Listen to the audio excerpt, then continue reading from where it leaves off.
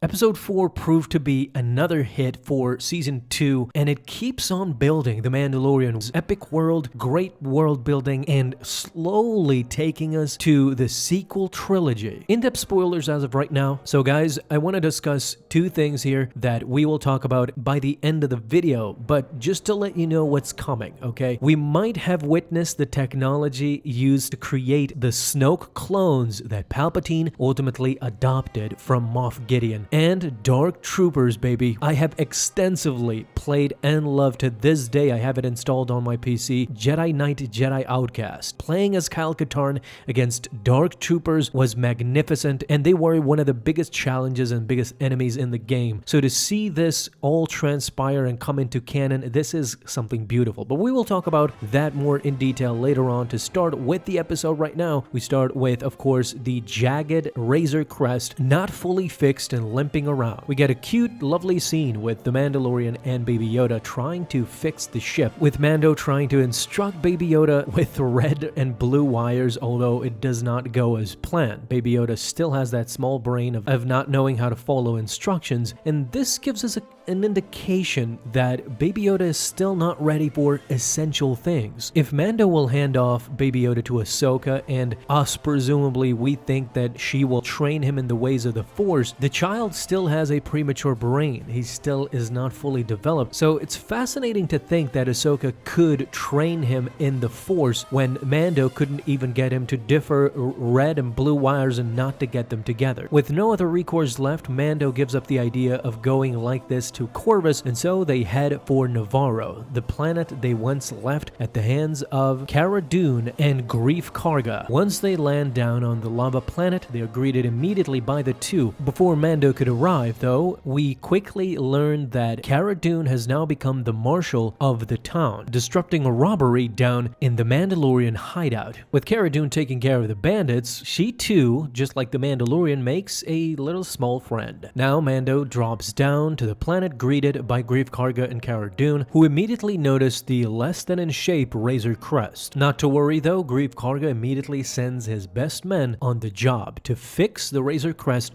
as if it was new. So once they head into town, Mando quickly realizes that everything has turned around on Navarro thanks to the clergy, Greef Karga, and the new marshal, Cara Dune. However, once they head into Greef Karga's offices, inside they come upon Mythrol, the first bounty we saw in Season 1 that Mandalorian took upon himself. From fear when he first saw the Mandalorian, he released some spray liquid gas, something like that, out of his gills, but once they get reacquainted, of course we learn that now Mythrol is in servitude to Greef Karga for more than 300 years. This is a way of him paying his debts. Now that Greef Karga has the Mando on Navarro for some time as he awaits the repairs on his ship, he uses this opportunity to inform the Mandalorian that there is still a secret Imperial base on Navarro, and in order to bring true peace to Navarro, they need to destroy that base once and for all. Without destroying it, the Empire would continue to come back. Reluctantly, once the Mandalorian accepts this mission, the journey to that base shows them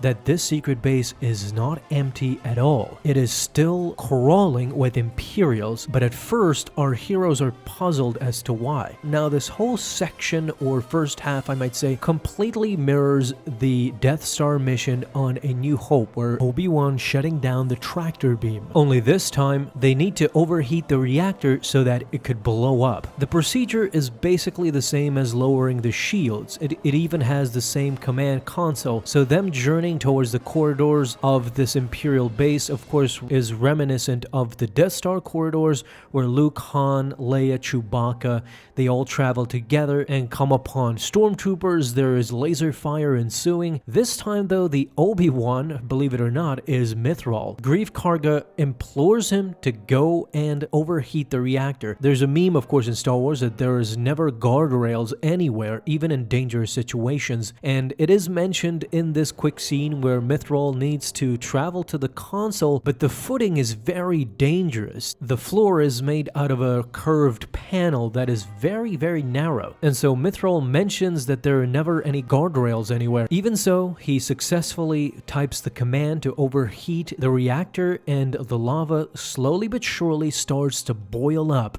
Now they need to escape by any means necessary. 10 minutes is all they have to escape, but what they journey into is something they did not expect. So there are two Imperials who are trying to purge every drive that this Imperial base has in order for nobody to find out what they were doing here. The gang catches up with them, and once the shootout is finished, what they see next is mesmerizing. A lab full of experiments, bodies that look like clone experiments. This one zoom in on this body completely looks like Snoke, although it's very hard to tell. The thing I want to discuss here is just a tiny bit. This discovery shows that Moff Gideon is the one who started the experimentation that led to the creation of Snoke ultimately. Because what we find out after this scene is that Dr. Pershing had unsuccessfully experimented on all of these bodies using the small sample that he took from the child. Force-sensitive blood, midichlorians. This is what Moff Gideon wanted from Baby Yoda, to take that blood and experiment with new Force users that the Empire could use, super soldiers that could use the Force. We see this recording by Dr. Pershing talking directly to Moff Gideon and apologizing for not being successful as of right now with the small sample of blood, and indicating that they need to find the child by any means necessary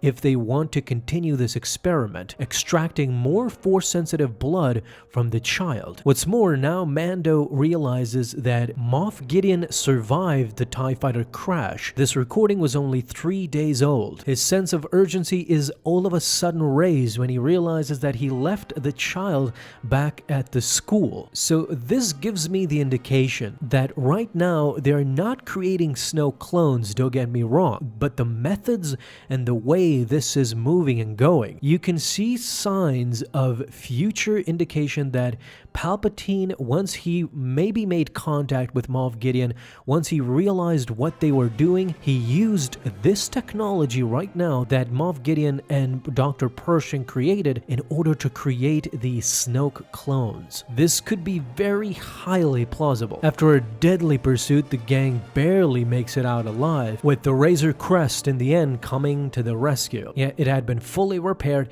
and Baby Yoda was eating cookies that he had stolen from another kid at school. To add to the cute baby factor, Baby Yoda, from all that spinning, again coming from the Anakin Skywalker school of flight, the Mandalorian went on to defeat a TIE fighter by simply spinning. That's a good trick, and he really did. It was a really good trick as he destroyed the TIE fighter, but in turn, this made Baby Yoda throw up on himself, so it was a cutesy, great scene, and Dave Filoni has made sure that we see Baby Yoda grow up before our eyes in this series. After all it's said and done, they go back to their lives. The Mandalorian needs to travel now to Corvus and get the child to Ahsoka Tano as soon as possible. One of the final scenes we see in this episode is Captain Carson Teva, which we saw in the last episode, had tracked the Razor Crest down to this planet, and when he interrogated Greef Karga, he was very uninformative. He simply dismissed every allegation that Captain Teva laid on, because Greef Karga simply did not believe the New Republic could tame the Outer Rim. If the Empire couldn't, then the New Republic would not be able to either. He did not believe in them. However, Cara Dune is another case entirely. Carson Teva knows that she lost her entire family when Alderaan blew up. They need more local support, Carson Teva says, if they are going to stop expansion in the Outer Rim. Something is happening out here and the Empire is expanding. In the end, leaving Cara Dune with a New Republic badge. But we all know what comes next. The ending of this episode is truly epic. We see Moff Gideon's fleet. The engineer that worked on the Razor Crest was a secret spy for the Empire. He had put a tracking device on the Razor Crest so that Moff Gideon could track it anywhere. This of course leads us to believe that the next episode, when he meets up with Ahsoka Tano, Mando unfortunately will lead the Empire straight to Ahsoka Tano and hopefully her army base, something to that extent, because the Empire is coming. And the final shot of Moff Gideon is him overlooking his new army. At first you might think these are some kind of purge purge troopers, but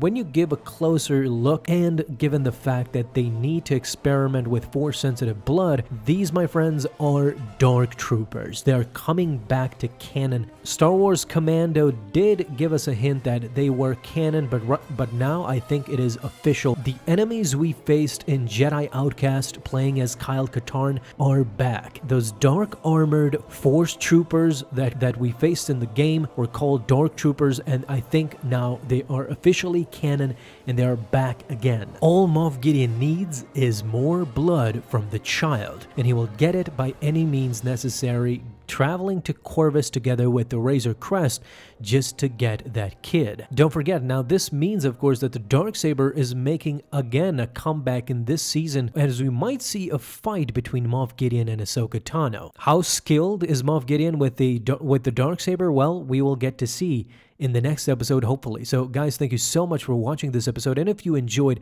leave a thumbs up down below, subscribe for dailies. Now you can have an awesome day, Star Wars fans. I'll see you in the next video, and may the Force be with you. Until then.